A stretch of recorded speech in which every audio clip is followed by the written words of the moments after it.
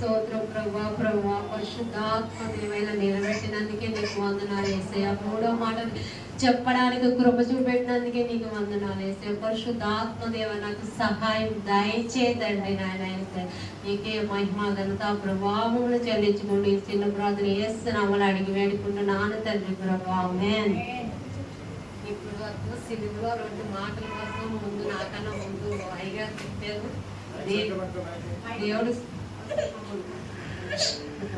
దేవుడు స్తోత్రం. ఇలాగ దేవుడు కృప చూపెట్టినందుకే వందనాలు యేసయ్య. మరి పోయిన సంవత్సరం నేను అక్కడ సునీత కూర్చున్నా కాడ కూర్చొని ఇలా సిలువలో అందరూ చెప్తా ఉంటుంటే నేను కూడా ప్రభు వచ్చే గుడ్ ఫ్రైడే నేను కూడా ఒక మాట చెప్పాలనుకున్నాను. ప్రభు నాకు సహాయం చేయవా అని అడిగాను. కానీ నాకు ఎంతకైనా దడా చెప్పడానికి రాదు. దేవుడి కృపను బట్టి ఇంత మహా భాగ్యం ఇచ్చినందుకే దేవుడిని సూచిస్తున్నాను. యోహాను సువార్త 19వ అధ్యాయం 26వ వచనం చదువుతారు ఎవరైనా?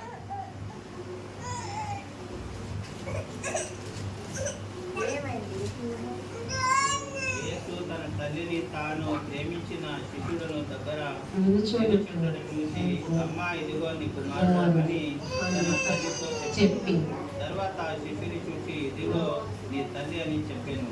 ఆ గడియ నుండి ఆ శిష్యుడు ఆమెను తన ఇంట చేసుకునే. హల్లెలూయా. దేవుడు చూసారు ఎంత గొప్ప దేవుడో.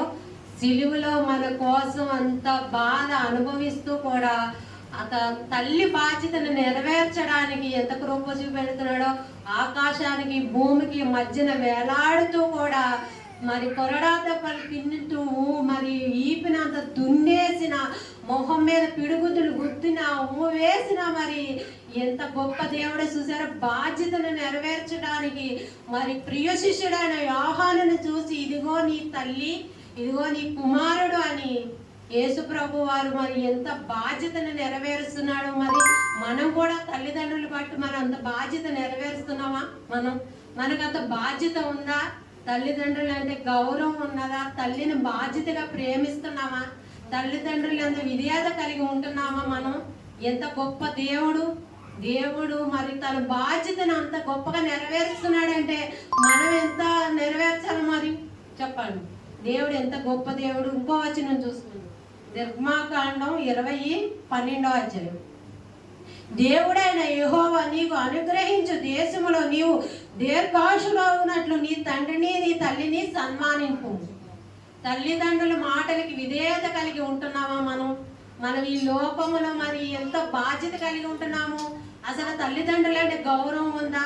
తల్లిదండ్రులు చెప్పిన మాట వినగలుగుతున్నామా? అసలు తల్లిదండ్రులు గౌరవిస్తున్నామా? తల్లిదండ్రులు ఏంది బాధ్యత కలిగి ఉంటున్నామా?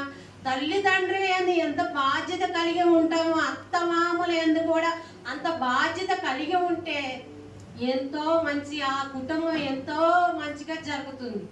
ఎందుకంటే తల్లిదండ్రులు ఎంత ప్రేమిస్తున్నామో మనం అలాగే అత్తమామలు కూడా ప్రేమించాలి.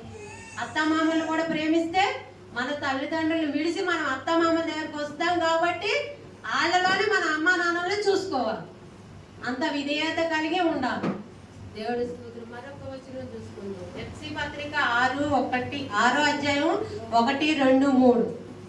పిల్లలారా ప్రభువునందు మీ తల్లిదండ్రులకు విధేయులై ఉండండి, ఇది ధర్మమే. నీకు మేలు కలిగినట్లు నీ తల్లిని నీ తండ్రిని సన్మానింపు, అప్పుడు నీవు భూమి మీద దీర్ఘాయుషురాగుదువు. ఇది వాగ్దానములో కూడిన ఆజ్ఞలలో మొదటి ఆజ్ఞ. చూడండి దేవుడు ఎంత గొప్ప ఆజ్ఞ ఇచ్చాడు. మొదటి ఆజ్ఞ అంట. తల్లిదండ్రులకి ఎందుకు విధేయత కలిగి తల్లిదండ్రులు చెప్పే మాటని వినని పిల్లలు ఎంతో మంది ఉన్నారు. తల్లిదండ్రుల మాట వినరు. ఎందుకు వినాలి అనుకుంటారు. ఒక తల్లి చెప్పే బోధన వినరు. తల్లి చెప్పే బోధన వినే కుమారుడు అంట ఎంతో దీర్ఘాయుష్యుడు అవుతాడండి. ఎంతో జ్ఞానము కలిగి వివేకము కలిగి దేవుని యందు భయభక్తులు కలిగి నడుచుకుంటాడండి. కానీ ఇప్పుడు ఉన్నారా పిల్లలు అలాగా యవ్వనస్తులు? ఒక ఫోన్ చేస్తేనే తల్లి మాటలాడలేనంత బిజీగా ఉన్నారు యవ్వనస్తులు. తల్లిదండ్రులు చెప్పే మాట వినేటట్లు ఉన్నారా? తల్లిదండ్రులకి విధేయత కలిగి ఉన్నారా అసలు ఇప్పుడు పిల్లలు? ఎంతసేపు వాళ్ళ లోకం వాళ్ళ ఇదే తప్ప అయ్యో నా తల్లితో మాట్లాడదాం, నా తండ్రితో కొద్దిసేపు ఇది చేద్దామని ఏమీ లేదు. ఇప్పుడున్న లోకం అలా ఉన్నది. అసలు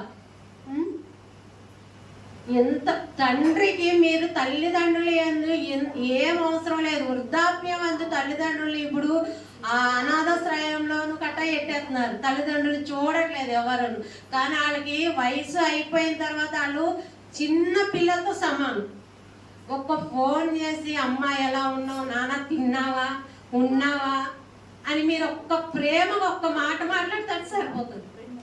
ఎంతో ప్రేమ. ఈరోజు మా నాన్నగారు లేరు. గుడ్ ఫ్రైడే రోజు నాకు కాలం చేశారు. అందుకని ఆయన పొద్దు నుంచి ఒకటే బాధగా ఉన్నది ఈరోజు. ఎందుకంటే ఆయన ఉన్నంత కాలం రోజు ఫోన్ చేసి మాట్లాడేదాన్ని. నేను ఒక్కరోజు ఫోన్ చేయకపోతే ఈరోజు ఫోన్ చేయలేదు ఎందుకు నువ్వేమన్నావని ఆయన మా అమ్మ మీద దెబ్బలాడేవాడు. ఆయన అలాంటిది ఆయన ఎంతో ప్రేమగా నవ్వు తెలిసిన కానీ ఎప్పుడు ఒక్క చిన్న మాట కూడా అనలేదు. ఆయన నన్ను ఎంతో ప్రేమించేవారు. చిన్న పిల్లాడు లెక్కన అసలు నేను లాస్ట్ దినాలలో ఆయన ఒంట్లో బాగాలేనప్పుడు మాకు కరోనా టైంలో డబ్బులు ఇచ్చేవారు కదా. తల్లిదండ్రులు ఉన్నప్పుడే వాళ్ళని ప్రేమించాలి. వాళ్ళు లేనప్పుడే వాళ్ళ విలువ తెలుస్తుంది. వాళ్ళు ఉండగా పిల్లలకి తెలియదు. తల్లిదండ్రులు ఎంత విధేయత కలగాలి, ఉండాలి. వాళ్ళని మిమ్మల్ని పెంచడానికి, పెద్ద చేయడానికి, మీరు ఈ స్థాయిలో ఇలా కూర్చోవడానికి తల్లిదండ్రులు ఎంత కష్టపడితే, ఎంత ఓర్పు సహనంతో ఉంటే మీరు ఇలా ఈ రోజు నిలబడగడతారు. మీకు రెక్కలు వచ్చినాయి కాబట్టి ఇప్పుడు తల్లిదండ్రులు అవసరం లేకపోవచ్చు. కానీ ఒకప్పుడు తల్లిదండ్రులు అవసరం ఉంటేనే కదా మీకు చదువుల్లోనూ, మీకు విద్యలోనూ మిమ్మల్ని ఇంత పెద్ద చేసి, ఇంత ఇది చేసి, అన్ని చేసిన తర్వాత తల్లిదండ్రులకి విధేయత కలిగి లేక, వృద్ధాప్యంలో చూడక వాళ్ళని అనాథ శరణాలయాలలో వేసేస్తున్నారు. అదే అలాంటి తల్లిదండ్రులు లేని వాళ్ళు ఎంతో మంది ఆ తల్లిదండ్రులు దూరం అయ్యి, మరి మా అయ్యారు ఉన్నారంటే మరి తల్లి కోసం మా పిల్లలు చిన్నప్పుడు చాలా సంవత్సరాలు ఊర్లోనే ఉండిపోయాం. వాళ్ళ అమ్మని చిన్న పిల్లలాగా తినమ్మా తినమ్మా తినమ్మా అని బతిమాలతో ఉండండి. నేను అనుకునేదాన్ని ఎందుకు ఇలా బతిమాలుతున్నాడు ఈయన అనుకునేదాన్ని. ఎంతో చిన్న పిల్లల బతిమాలు పెట్టి అన్ని ఆ తల్లిని చూశారు కాబట్టి ఇప్పుడు ఇంత కృప దేవుడు అనుగ్రహించాడని నేను నమ్ముచున్నాను. నిజంగా దేవుడు ఎంత గొప్ప దేవుడు. సంతోష పెట్టవలను, నిన్ను కన్నిన తల్లిని ఆనందపరచవలను. తల్లిదండ్రులను ఆనందపరిచిన ఏది చేసినా కానీ వాళ్ళకున్న సంతోషం వినలేని సంతోషం. అని ఎంతో నమ్మదగినది. అసలు వాళ్ళ సంతోషానికి అవధలే ఉండవు. ఇంకొక వచనం చూసుకుందాం. తన తండ్రిని తన తల్లిని దూషించిన వాని దీపం కారు చీకటిలో ఆరిపోవును. తల్లిదండ్రులు దూషించినా కానీ అదేం చెప్పలేదా? సామెతలు 20:20. అయ్యగారు టైం అయిపోయిందన్నారని తన తల్లిని తన తండ్రిని తన తల్లిని దూషించిన వాని దీపం కారు చీకటిలో ఆరిపోనంట. చూడండి, తల్లిదండ్రులు చిన్న మాట అన్నా కానీ దేవుడు ఎంత చేపను వసనం రాసి పెట్టాడో ఏ పని జరగదు, అన్ని ఇబ్బందులు ఇరికిలే వస్తాయి. తల్లిదండ్రులు సంతోష పెట్టి వాళ్ళకి అన్ని దీవెనలు, ఆశీర్వాదాలు అన్నీ వస్తాయి. దేవుడు ఈ కృపను బట్టి 4 మాటలు చెప్పడానికి, ఇంత కృపను చూపెట్టినందుకే దేవుడికి స్తుతి, మహిమ, ఘనత, ప్రభావం చెల్లిస్తున్నాను. యేసయ్య, వచ్చే సంవత్సరం ఇంకా బాగా చెప్పడానికి నాకు కృపను సహాయం దయచేయండి, జ్ఞానాన్ని దయచేయమని యేసు నామములో అడిగి వేడుకుంటున్నాను తండ్రి. ప్రభావమే ఏమన్నా